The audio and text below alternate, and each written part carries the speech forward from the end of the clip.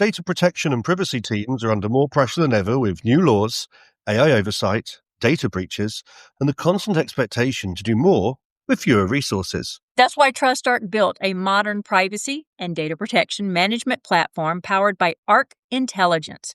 It unifies your tools, automates the work that slows you down, and surfaces what matters most right when you need it. From guided quick actions to our intelligent assistant, Ask Arc, you get credible, contextual answers backed by expert research, not generic AI guesses. Finally, privacy that works the way privacy pros work. Learn how TrustArc helps teams move faster with confidence at trustarc.com/serious-privacy. That's trustarc.com/serious-privacy.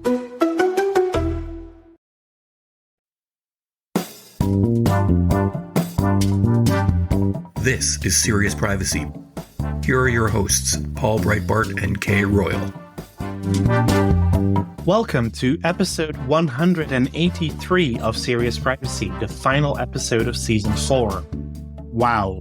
I can't believe I have just said that. Time really flies. And what a year it has been, with over 44,000 downloads. This was our most successful year to date, so thank you all for that. But of course, the year was not remarkable because of the number of downloads, but because of all the things that happened. From new legislation in India to the adoption of the data privacy thingy, from yet again failed negotiations on the European e-privacy regulation, to still no data protection laws in Canada, the UK, and the US federal level. The world of privacy and data protection is keeping all of us rather busy. So high time to look back at an eventful year, and who better to do that with than our gentle British co-host, Ralph O'Brien. Yay! My name is Paul Breitbart. And I'm Kay Royal, and welcome to Serious Privacy. Ralph, when I have you on, I need to wait and I'm Kay Royal and let you come in with... And I'm Ralph O'Brien, and welcome to Serious Privacy. Can you tell they're always yanking my chain here? Okay, we're going to go straight. Who is yanking who? Right. Okay, I got to control these two guys. I'm just saying. I don't know how it happens. They're telling me it ain't going to happen. Unexpected question. At what age did you realize that Santa Claus was not some big guy in a red suit that came down your chimney and left presents under your tree? Kay, I don't understand what you mean. What are you saying? All right, y'all. I think I just broke Ralph's poor little heart. Well, and you couldn't break mine because nobody in the Netherlands believes in Santa Claus because we believe in Sinterklaas. And he is a real person that comes down your chimney and leaves gifts under your tree. No, he rides his white horse over the rooftops and his assistants bring the gifts down the chimney. See, y'all are always about the operational efficiency. Of course. I mean, you have the CEO and then the other people doing the actual work. That's also how it works. The Kays and the Pauls and the Ralphs of the world. Yeah, absolutely. But I stopped believing in Sinterklaas when I was probably 7 or 8. Okay. Which is about the average age in the Netherlands when you are told, hey, it's actually your parents that fill your shoe with gifts. We don't do stockings, we do shoes. And I do know that we have fans who are minors, but I don't believe we have any that are under 10. I don't think so. Okay, Ralph, what about you? I'm about to say, I like the Germans' belief in Krampus. I think Krampus is... that's Austrian. Yes. Is that Austrian? I apologize. But yeah, it's, you know me, it's all about the enforcement. The big stick. For me, it was about hedging my bets. Because I recall in 5th grade, so I was 9 years old, before Christmas, someone said something. And I was like, well, of course I don't believe in Santa Claus, and I hope he didn't hear that. So always optimistic in the face of evidence to the contrary. That's a difficult topic, I must say. Evidence to the contrary and belief. But let's not go down that route. Well, I wanted to say, Paul gave a little bit of stats in the beginning, but we got our stats back from Buzzsprout for the end of the year, which, of course, we still have an episode to go. It's not the final stats.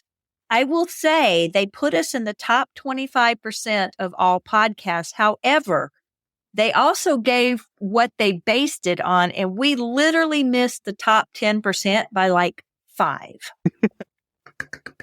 Average downloads per week, yeah. And I literally think we missed it by like 5. I think our average was like 5 below what they list for the top 10%, which tells you we're probably in the top 12% or 15% of it. But that was really cool. So kids out there, please tell your friends about this podcast and make them listen so that next year we are in the top 10%. And Ralph, that is our number 1 city.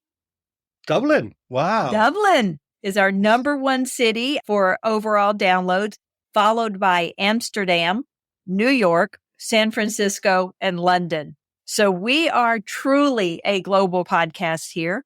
And then total downloads, I will say, however, come from United States, United Kingdom, Netherlands, Canada, and Sweden. So that was cool. And then our top 5 episodes. And I love this. I love this because we have our top episode of all time was on cookies. That's still our top episode of all time on monster cookies. And I've been saying all season long, we got to get another episode on, and we haven't done it, but we've got to do it. That'll be our priority for next year. But number 5, we're back and already loving season 4. Number 4, Will We Ever Learn? Data transfers. Will We Ever Learn with Dr. Laura Dressler. Number 3, this is the year that was the season finale of 2022. Number 2, AI, not so intelligent and not so artificial. Number 1, if you're looking over our list of podcasts episodes for the year, Ralph, would you have any idea what number 1 would be? I couldn't tell you. You got to pick it out of 46 episodes. So. Yeah, I know. That's good. I wouldn't want to. It's not one with me on it. It's not one with me on it. How's that? Meta Privacy. Oh, with naturally. Romain Robert and Gabriella Zanfer. Wow, 2 rock stars. That was our number 1 episode for the year. So can't diss that. So how about we talk about what was your favorite episode of the year or your least favorite? I don't know that we have a least favorite. In season 1, Paul and I had least favorites. Let's be honest. That was before we learned that not everybody was meant for podcasting. True. And episode 1.1 was also probably one of our least favorite ones. It's got to sound selfish, but I enjoy any podcast I get to be a part of. So. And those are also in our favorite, anything that we have you be a part of. But I'm looking over the episodes and oh my goodness, there's 46 of them to look at. If I look over them all, Paul, do you already have yours picked out? I don't know that I went through mine. I've got a few actually. I really enjoyed our Europol episode just to show the world how Europol works and with data. Absolutely. That was phenomenal. I thought that was a lot of fun. And I also really, enjoyed is not the right word, but a really important episode for me was the one on CSAM. That was exactly what I was going to say. Yeah. Teresa and Alex. Alex and Teresa, yeah. That was very impactful. Yeah, and it's such a difficult topic. And I thought that was a really good conversation. They do tremendous work on this topic, both of them. So yeah, that was probably also one of my favorites. But God, there is so much. We had Carrie Lanning this year to talk about cats and the Fediverse as well. That was really good. That was one of the ones that I was looking at. I was also looking at the one on ethics. Mm-hmm. That one was really, really good. And we'll make sure that we tie these in here. I'm looking, it was the coulda, woulda, shoulda, a talk on ethics. Emma Martin on Guernsey. Yes, absolutely true. And Emma Godfrey on the UK apprenticeship program. Yeah. Oh. And she's come a long way already. Okay, maybe the ones that I absolutely like best are the ones that we were able to record in person. Yes, I was looking at those and saying, Or for the first time, we actually Nordic Privacy Arena face to face. Yep. And the IAPP in DC. So the Nordic, I got to see Paul twice this year. Yes. And hadn't seen him since we first met. And so being in person twice was really cool. I will say, though, that this year has offered up some challenges to us in that now that travel is back, we're both traveling, and sometimes getting those interviews while we're at a conference or speaking somewhere works, and sometimes it really doesn't. But the Nordic Privacy Arena really was a favorite one. That was phenomenal.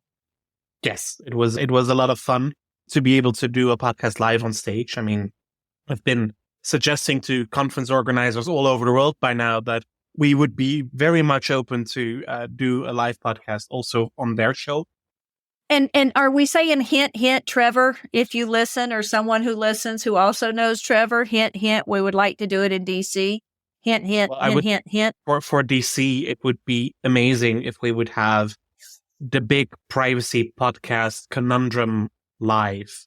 So with the three of us, With some of our favorites, Debbie Reynolds from the Data Diva, with Gabe and Cameron from Privacy Please, obviously with Jed from the Privacy Advisor, with Angelique Carson, all of us on stage podcasting together. That would be amazing, I think. And no boxing gloves allowed, no bells for go to your corner. There's no timeout. There's no buzzer. That reminds me, when we first started talking podcast at TrustArc years ago, before you even joined us, Paul, I promised Chris that we would have a buzzer that we could buzz whenever I started saying something they didn't like. And Chris's response was, Kay, we would never buzz you. Doesn't matter what you say. Kay is what Kay does, and we're not going to buzz her. Now, Paul's going, ooh, a buzzer for Kay. Just be one long buzz. I was actually looking if we already have one in our audio library. We do. We really do. We're going to buzz Kay. But no, but also the opportunities that we have to not to necessarily get together in person, but the weeks in privacy, whether those weeks are with Ralph or those weeks are with you or however we're doing it, but those weeks in privacy where we just buckle down and like, you know what? These are what we've seen happen. And sometimes those are updates. Sometimes those updates don't seem to be very meaningful. And then we get to the end of the podcast, we're like, wow, that was some really substantive updates. And other times we actually diverted from the week in privacy and we actually tackled a topic that we'd been wanting to talk about. For me, I think one time it was vendor management. I think another time it was children's privacy that we talked about. So that really stood out to me as well. So when you look back on 2023, I'm sure you're going to say it was a busy year in privacy and data protection, that you've enjoyed it, that there were many data breaches, that there were some fines that interest you and some new legislation that interests you. But what did really stand out for you this year? All of the above. So try to make it specific, please. Just pretend you're a student doing an exam. You need to make it specific and elaborate. No, that was, you're right. You know, it has been another crazy year. One of the sort of the busiest I think I've ever had. It's been really interesting, actually. You know, as a consultant, I always mix my time between sort of my large consulting projects and my training projects. And this year, actually, you know, I've really seemed to have done a lot more on the training side, which has been fantastic, actually, because nothing sort of fills my heart with glee than sort of inspiring a new generation of data protection professionals to kind of come out the gates running and dispelling the myths that we've seen promulgating really ever since the GDPR arrives. But looking at the specifics, I would say probably the biggest change, and it's always difficult for me because I come from the UK here, so I have to kind of consider global data protection and what's going on locally. But in terms of globally, I would say, obviously, in fact, on the last podcast, you were just talking with Joanne about the rise of the laws across the US. But I guess in the EU, the biggest fallout that I've seen and the most exciting elements that I've seen have been the sort of landmark decision from the CJEU about Bundes versus Meta and the Norwegian push of that through the European Data Protection Board and now into, of course, the Irish to actually take some decision. That's fascinating for me because in the UK, you may or may not have heard, we've got a sort of a slight bugbear about sovereignty. And so it becomes extremely interesting to kind of hear discussion where a regulator is actually pushed into enforcing the law in the way the super regulator would like to see it done. Yeah, that was a very big moment, of course, this year. It also shows that if we want to, the European system of DPAs cooperating and taking majority decisions actually works, and that they can get things done and that they can get them done quickly if need be, surprisingly. And of course, what's fascinating is it actually came from Norway. So it came from a non-EU, non-voting member of the EDPB as well. That was interesting. But what does that mean for the United Kingdom? Because you are now on the same heap with the United States and India and Brazil and China, where Meta is concerned. They don't seem to really care about the UK anymore when it comes to privacy and data protection. Well, I think heap is the right word. I find it interesting because there is, a large amount of the customers I deal with are global organizations, and they're all saying, let's elevate ourselves. Let's elevate ourselves sort of up to this global gold standard of the GDPR. Let's elevate ourselves to a point where it doesn't matter where the citizenship is. At the end of the day, we want to give our customers rights no matter where they are on the globe. And I think that's generally a good thing. And actually, even in the US, we've seen a marked uptick in their data protection laws. In fact, I would say there is only one country at the moment that is considering lowering its privacy protections. Would that by chance be the United Kingdom? That's my big downturn for the year, right? That's my big upturns, big downturns. And I think my big downturn is the situation here at home where, I do have legitimate concerns in not only the potential results on individuals, but the language and rhetoric used by our government falling into the language and rhetoric from a supposed independent regulator as well. Mm-hmm. So even before we've had any new laws passing, the thing I felt was really interesting was looking at the language used in the Memorandum of Understanding signed between the ICO and the European Data Protection Supervisor, where it said, from the European Data Protection Supervisor, we want to protect people in Europe, and the ICO saying we want to protect British citizens, which, as you know, is not what the law says. The law says, people. People. Yeah. Irrespective, because it's a fundamental right that is not bound to citizenship, because otherwise it would not be a fundamental right. Well, you talk about fundamental rights. There is a piece of legislation passed here in the UK, the Fundamental Rights Data Protection Amendments Regulations. Really fascinating law. You can look it up. The Data Protection Fundamental Rights and Freedoms Amendment Regulation 2023. It's a statutory instrument that literally goes through our data protection legislation and our version of the GDPR and actually removes the word fundamental rights and freedoms. Why? Because fundamental rights and freedoms is EU language. And there is an argument that now we are, out of Europe, that we no longer have a fundamental right to data protection because, as you'll be aware, under the European Charter, data protection and privacy are two separate articles, whereas under the ECHR, it's all under one generalized right to privacy. So the argument here in the UK is that we've lost our right to data protection and we only have the generalized right to privacy. So for the government to actually pass a law where they're going to, or at least a statutory instrument, where they go through our current law and remove references to rights, fundamental rights and freedoms, is a fascinating thing to do. You could argue that's just administrative cleanup in a post-Brexit world, but to me it represents something much deeper and much more worrisome.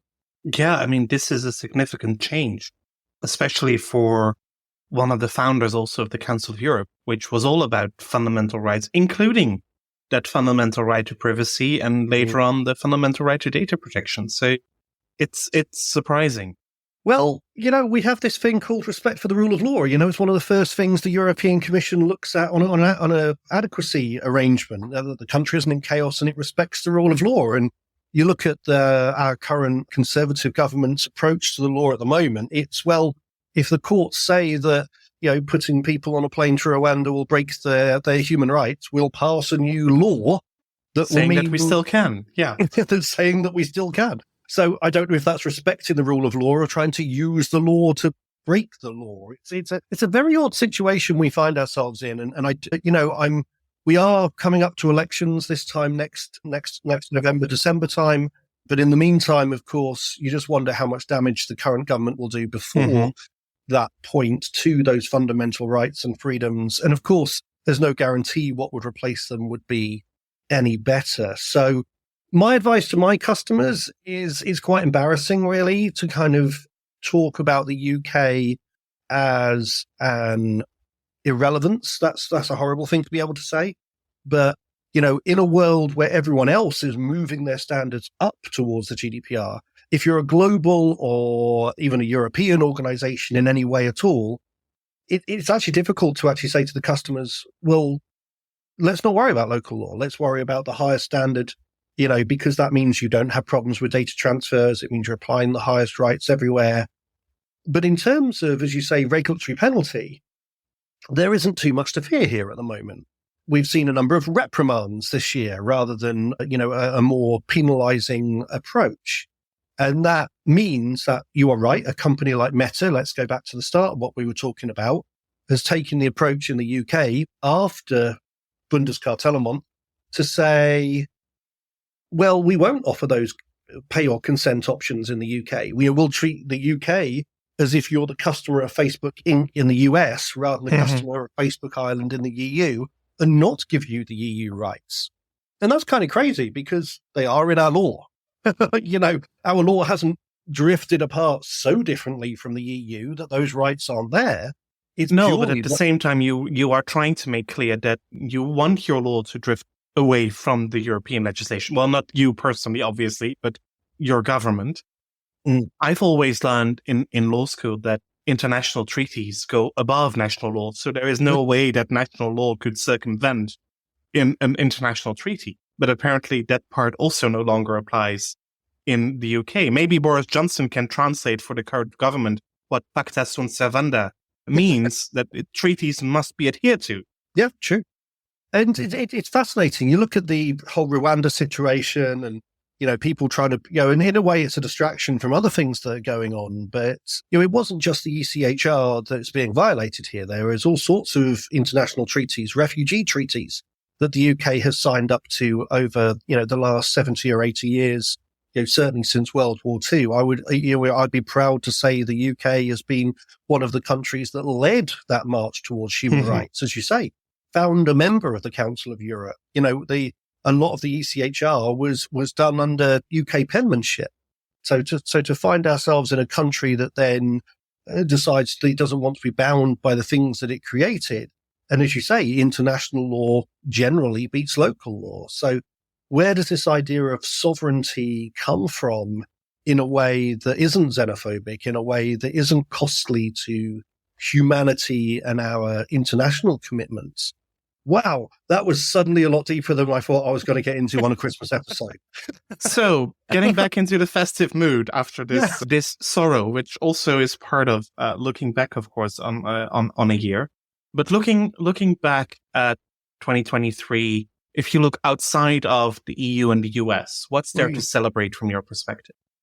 Oh, a huge amount. To me, technology has got this wonderful ability to unite humanity in a way that it never has before. I'm actually a big fan of technology. And yes, we can talk about some of the threats that it has done. Technology increases the scale you can do things. So so because it's morally neutral, you've got great benefit and great harm coming hand in hand. And I believe our role is to reduce the harms while gaining the benefits of the wonderful technology that's out there. So there is, I think, a growing understanding amongst larger tech firms in general that data protection, if you like, is not something that should be done as a after the fact legal compliance paperwork exercise, and a lot greater recognition of things like privacy by design, of sort of pulling data protection into more of a fundamental, giving individuals options and choices, and giving individuals a little bit more power perhaps, and making sure that individuals are comfortable sometimes. And that's sort of a double-edged sword, because whilst transparency and consent we would necessarily say are good things, obviously it also increases the burden on the individual.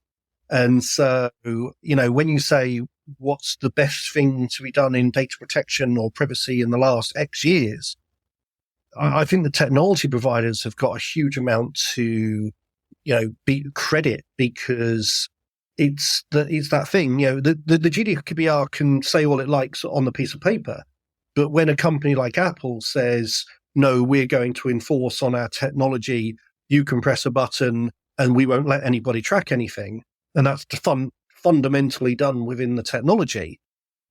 Isn't that almost more powerful? Isn't that almost more powerful than any law that you can do? Because it means that, half the people in the world with that piece of technology in their hand is then protected at that technological source rather than almost proactively having to chase after people through a law.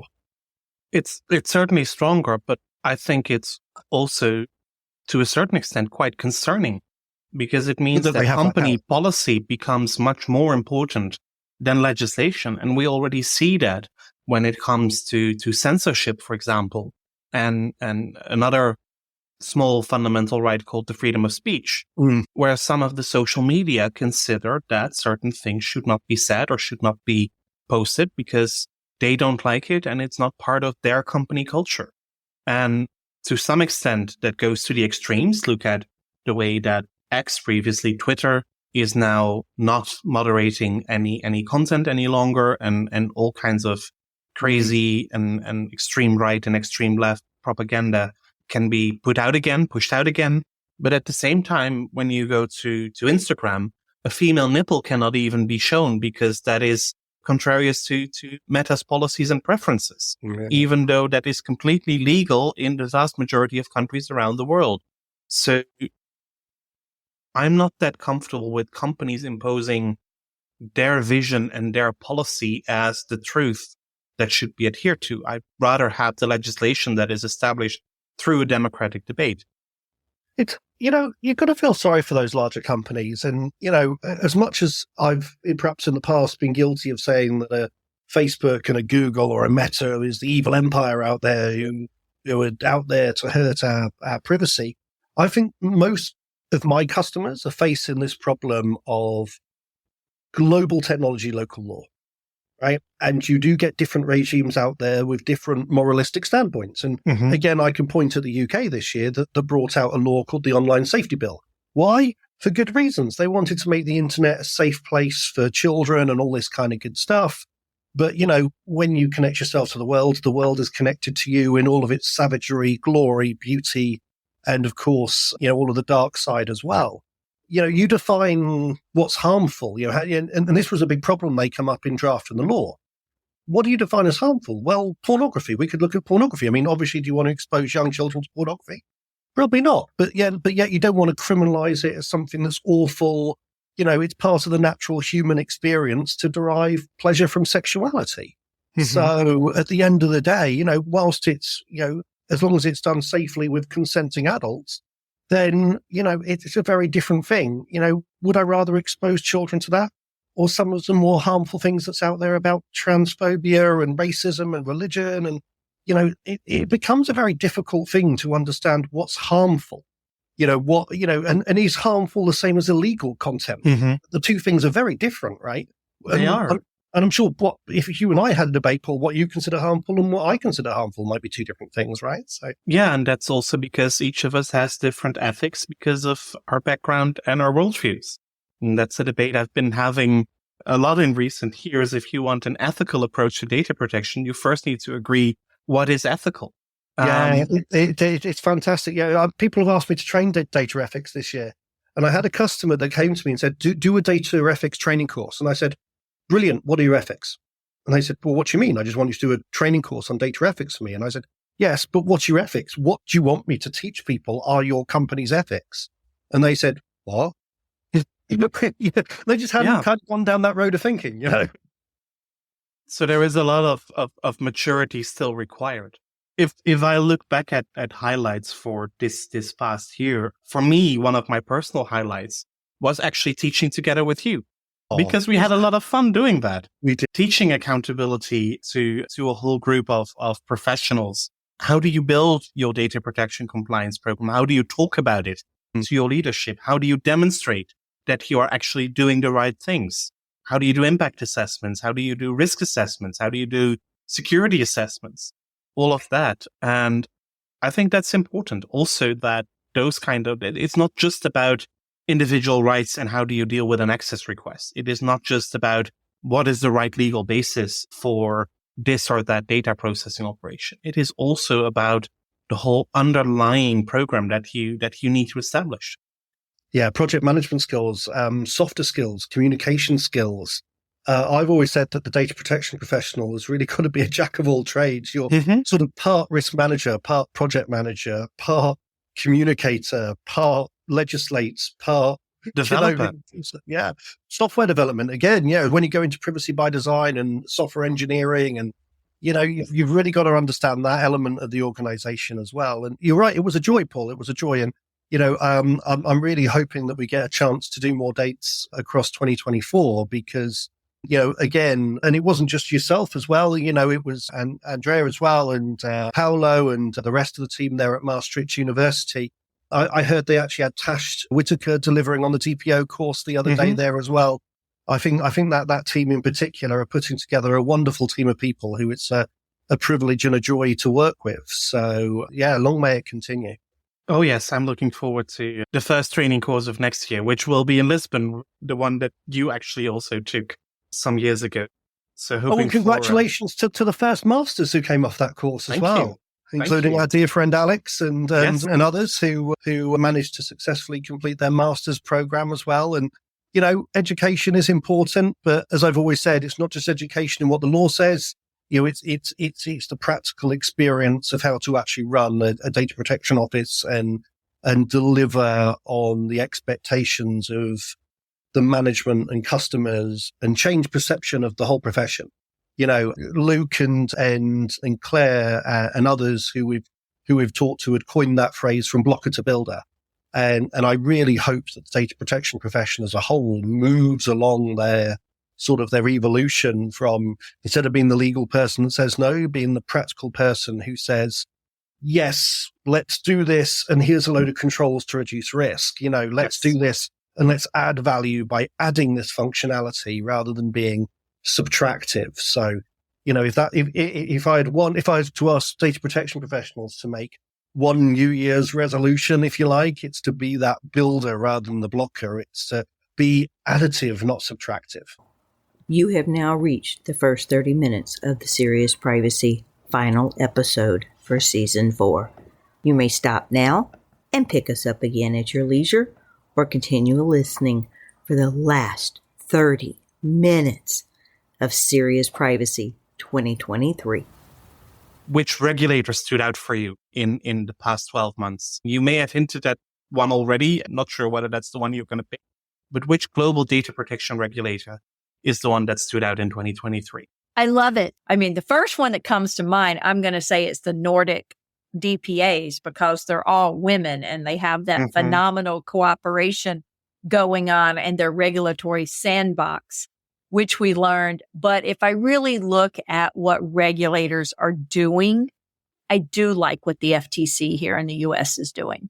They're very actively going after companies who are abusing their responsibilities, and they have very limited law that they can go after them under that's under the responsibility of the FTC, but that's growing. So I really like what they're doing in enforcing children's privacy and going from there. And again, COPPA's not perfect. The Children's Online Privacy Protection Act, not perfect, but the FTC is going after what they can. And the same thing for deceptive, trade practices with privacy notices and what they're doing. So they're being very active, and they're starting to focus officially more on privacy. So if you were to say, do you have a privacy regulator in the U.S., the FTC is the closest we have, given what's under their jurisdiction. So I do like what they're trying to do. And they also do a privacy con every year, which I've never been able to go to in person. But on the other hand, I think they started it over COVID. And so I'm hoping this next year in March that I'll be able to go to it in person. I love the opportunity of being able to sit down with regulators and hash out ideas. And so when it was explained to me what the regulator sandbox was at the Nordic Privacy Arena, because that term just keeps getting thrown around, I'm like, well, what is it? It's actually what the FTC has been doing for years with their open forums and their meets, getting together with individuals, with businesses, with industries, and saying, hey, let's discuss a particular issue and how should it be approached and what would get you in trouble. So I really do like the FTC. Not that the FTC would ever put me on any board or do anything like that, but I really respect what they're doing. What are your hopes for the Californian board then? Because obviously you've now got a dedicated privacy regulator in California. So I am impressed with that. And I'm a little disappointed that other states didn't follow the same thing and spin up their own little regulatory agency, because I think that might have made the federal government move a little faster. But California has always been different from the other 49 states. And they're really ahead of times in doing that. The agency is being very active. They're putting out a lot of guidance.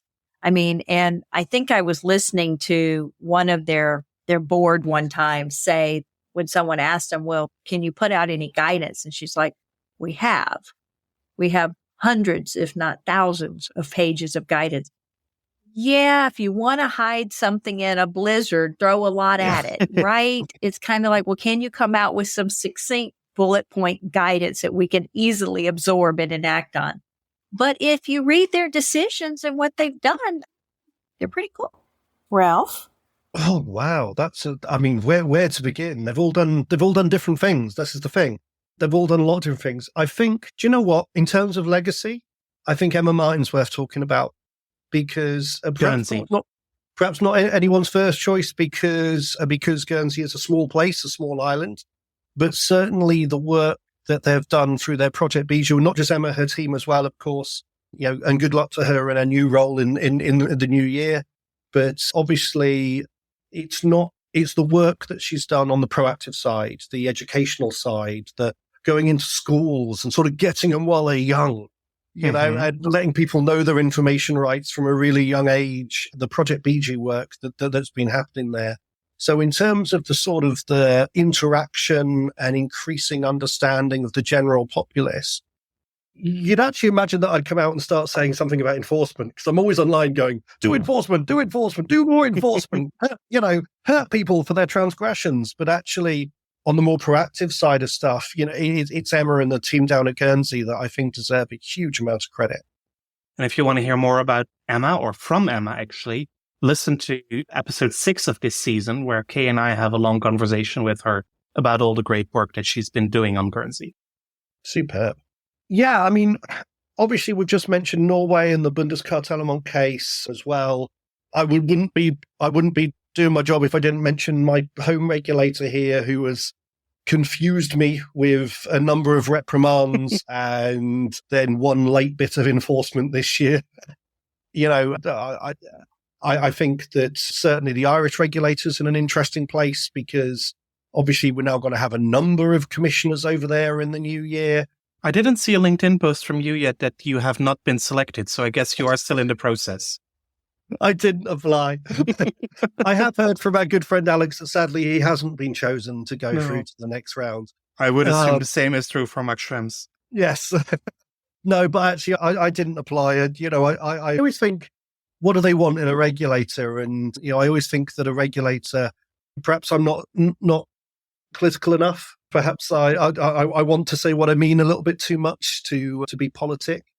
But, policy work is certainly, in fact, I am going to be getting involved in. Something I should mention, perhaps one of my proudest moments this year, is I'm creating something called a global privacy panel, which is a number of individuals across the globe who can really offer a follow the sun service in terms of, people where I myself am based out of the UK and you're based out in the Netherlands, and I've got people in the US and in Asia and Australia, all of whom are good people, but all of whom, perhaps offering services by themselves could not, offer something that could interest a global company. So by forming sort of a global advisory panel, I've got this concept going into the next year that we can help support larger tech companies. And we're already taking on a piece of work for a regulator in Africa, and potentially for a global technology platform who want an advisory board. So moving things onto a more global basis as part of that sort of global privacy panel, that's probably the thing I'm looking forward to most going into 2024. I'm going to ask you the same questions. What you think is your standout regulator and what you're looking forward to going into 2024?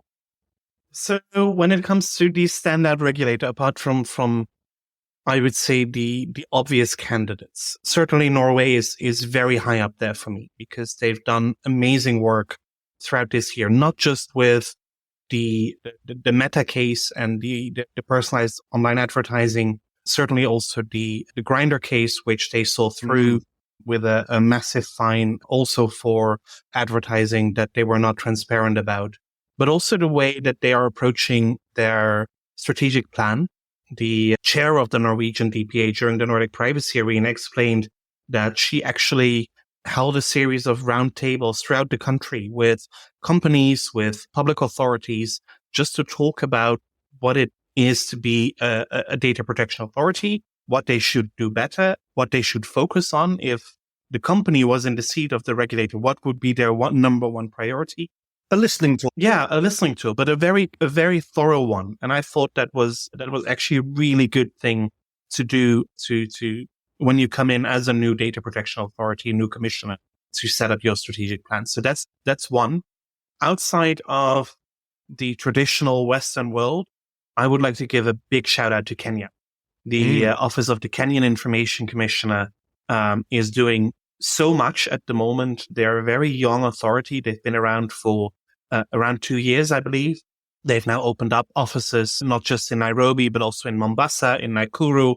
So spread out over the east and the west of the country as well, regional offices. So they are available to people. They bring out a lot of guidance. They start their enforcement, and they're also very vocal about it. I recall earlier this year, there was this initiative from one of the founders from OpenAI, Sam Altman, with his Bitcoin alternative, that if you would give a copy of your retina scan, he would give you, I don't know, $100, I believe, in virtual money.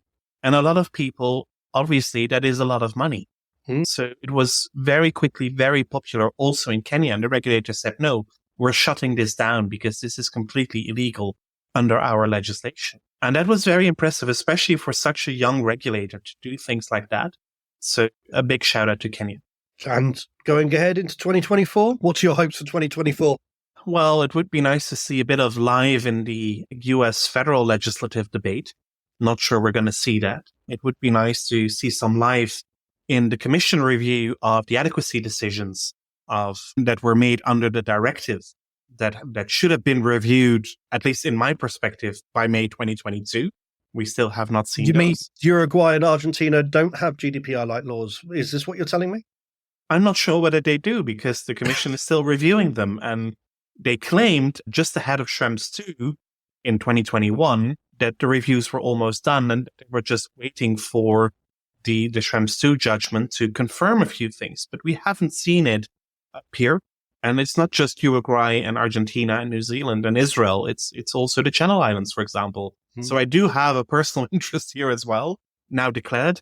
And there's a country that has only got a 4-year one. I can't think of which country that would be as well. No, but there the review should start at the end of next year as well. So, exactly, yeah. And with legislative change happening right now, that could also be an interesting discussion. So that's happening. And I'm actually looking forward to what the European elections will mean for data protection, because we've got the review of the GDPR coming up sometime in the May timeframe. The EDPB just submitted their position for the next evaluation of the GDPR, and that was adopted last week in the plenary on the 15th of December. Is that the one that says we don't think that there needs to be any changes right now? Well, there don't need to be fundamental changes, but if you read between the lines, there is actually quite a bit of change that they do think is required. Maybe not in the way that everybody cooperates, because that will be part of separate legislation. But for example, already in the last review, it was concluded that the processing of data of minors is an issue because it's not consistent across the EU, and it's not clear in the GDPR what age, when what age would apply, what is leading, how it would be applied, how it should be checked. So that is one of those points where you probably want more clarity. So I think it would be disappointing if the conclusion would yet again be, yeah, we continue working on guidelines, but we see no needs for any fundamental changes to the GDPR. You don't need full new legislation for sure, but you do need probably to make some minor updates and correct some mistakes in the legislation. How's this for a hot take? What do you think? 5% chance we have an e-privacy regulation? No, none. That will be repealed by the new Yeah. European Commission, and there should be a new proposal. But also there, what will happen, and that also to some extent will depend on the outcomes of the European elections. You see a very big push to the right all across the European Union, also to the conservative, some would argue extreme right. So also there, we need to see what that will mean for our fundamental rights and how the European Union will legislate on those topics. Because it cannot be ruled out that we will see some of those far-right parties also proposing the next European Commissioner for their member state. Yeah, that's scary stuff. I see your face. What's this space?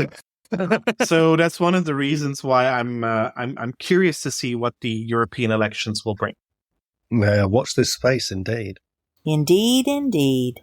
Yes, absolutely. I'm pretty sure that we will have that discussion around the June timeframe when the elections will happen, and we'll invite some EU legislative experts to join us then. And top tips for 2024? Top tips? Tips? Like privacy tips. What are you looking forward to? Privacy tips, funny enough, I put out a thing on LinkedIn about online shopping no-nos to do. And so those are probably, if you ask me on a person-to-person basis, what are my privacy tips? That would be personal privacy tips. Company privacy tips is, please, God, just pay attention to what you're doing with data. Just know. Knowing is half the battle. Just know. Yes. And But like your wallet, don't let it lie around somewhere where you don't have control over it. Right. But I would say really pressing for companies coming up in 2024 is don't get swept up in the mania around AI, whether it's on the good side or the bad side, whether you're trying to use it or you're trying to not use it. Just tackle it from a very practical, open-minded. You're open to learning what AI can do, but you know what its limits should be and where you should and shouldn't use it. I've heard some people say privacy people have no right speaking to AI because it has nothing to do with privacy. And I'm sorry, that's bull hockey. Throw that one out the window. You can't just keep us out the door because you want us out the door. But those are the two things I would say is your data, and then don't get caught up in this mass mania. Learn about it. Know about it. Use it responsibly, but don't be blinded by it or overly excited by it. Look at it as a practical perspective. And last week we discussed with Joanne Furch all the U.S. state legislation. What's your prediction for 2024 there? First of all, do we see a federal bill revival? No. Oh, we'll see a bill. We'll see all kinds of bills. Will they go anywhere? No. Is it because of the California preemption, or do you not think there's the political will? Both. It's they're scared of a private right of action, but the only one that has a private right of action is California. The states are scared of preemption, but the only one that really cares is California. But California has a big sway on the federal stage. I mean, you saw our fight for Speaker of the House, right? I mean, yeah. Was that a fight that looked more like an internal war in the Republican Party? Right.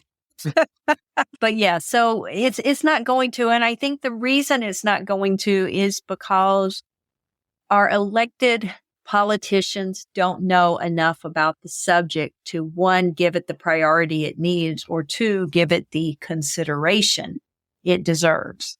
And until we have someone who can actually drive it strongly and has the influence, or people get educated, but it takes us 4 years to educate someone on it. And by then they're out of office or they're in jail. Yeah.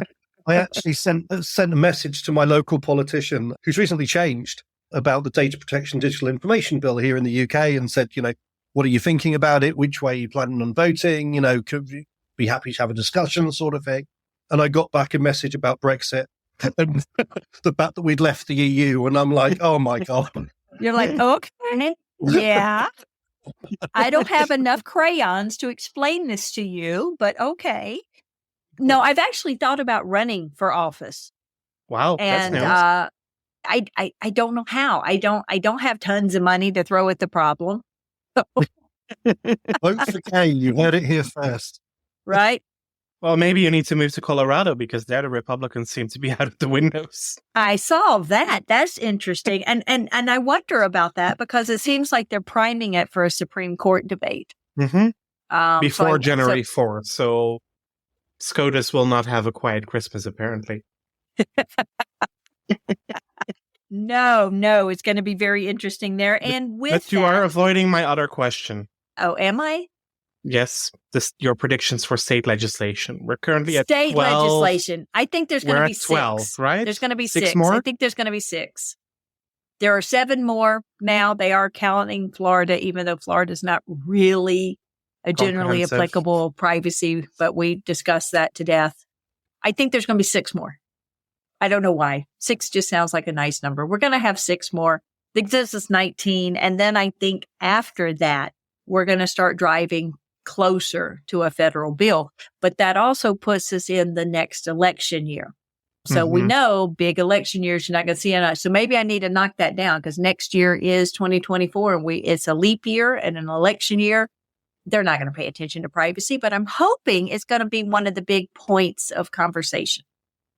Ralph, will the UK DP, whatever they call it, the new Data Protection Act, will it see the end of the road somewhere in 24? Will it be adopted? It will be adopted in the spring. More, perhaps not in its current form. I mean, they put up 120 pages of amendments 2 days before it was supposed to go through Parliament. And even one of the MPs put up their hand and said, oh, how are we supposed to read this and make an informed choice? And they just went, no, don't worry about it. Nothing. Just agree. Nothing to hear, nothing to see here. So it's not a new data protection act. Let's make that very clear. All they're doing is adding another layer of track changes on top of what we've already got. But some of them are significant, reducing the independence of the commissioner and replacing it with a board, increasing the amount of things you don't have to do legitimate interest assessments for, including direct marketing. You don't have to do legitimate interest for direct marketing? Well, there are going to be a list of pre-approved legitimate interests, and that what they include direct marketing at the moment. They're going to tell us what's legitimate. Yeah, basically. And changing the very definition of personal data, moving the reasons why you can say no to access requests for things like vexatious and excessive.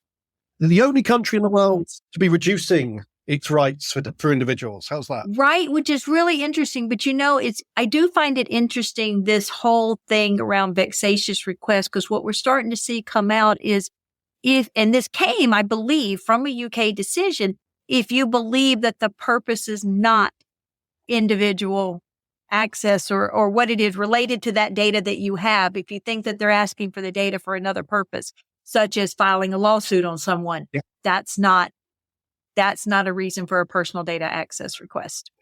Yeah, allegedly you're only supposed to do it in support of your next information rights requests. Yeah. But also, they're also purpose blind, so you're also not allowed to ask why.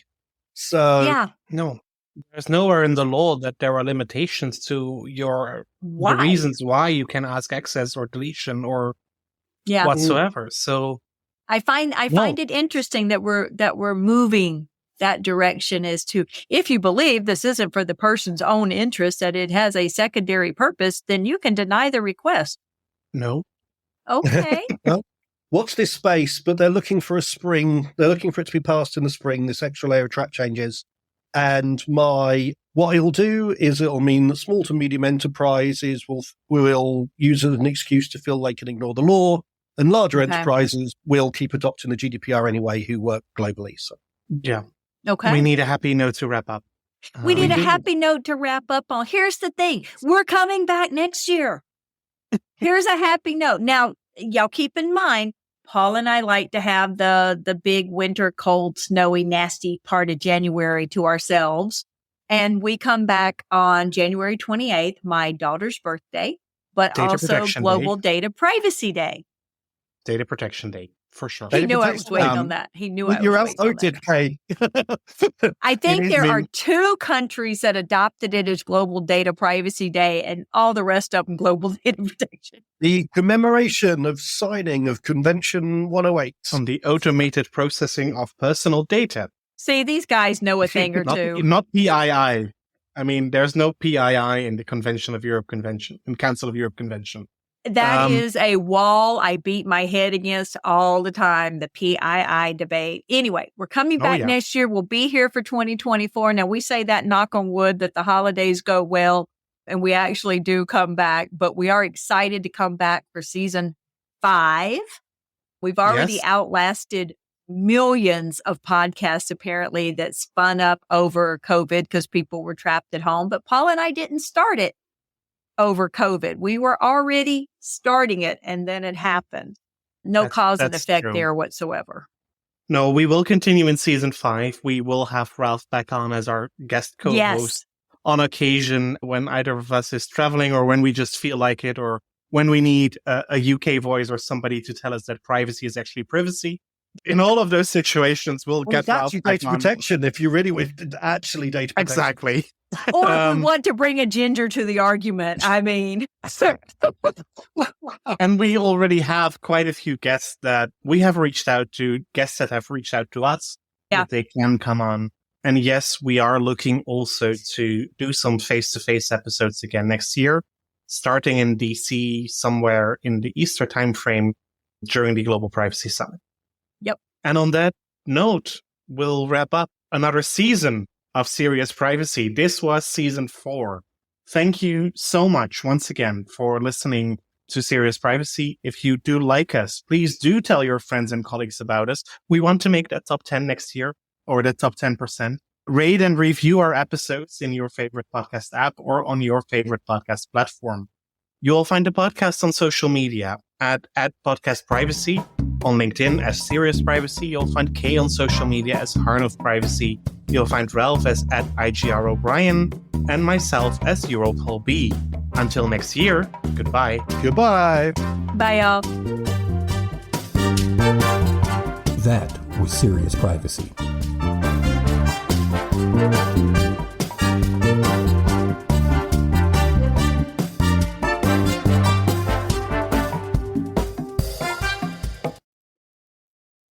If you're a data protection or privacy professional, you already know the pressure.